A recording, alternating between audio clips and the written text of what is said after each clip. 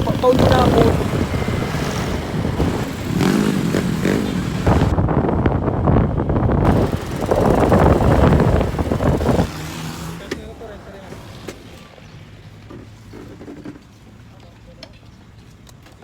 Naglalag pa kayo?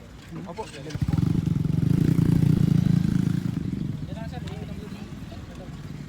Pepper eh. Doon, lagay nyo. 10 years later. Yung venue, playable ba or what? And para relax. Yun yung ano, yung kagandahan talaga and kung bakit. Ayun yung reason ng mga referees na nag-schedule or bakit pinapapunta sa venue. Ayan, relax naman. Meanwhile, Yellow tayo sir, yellow. Black.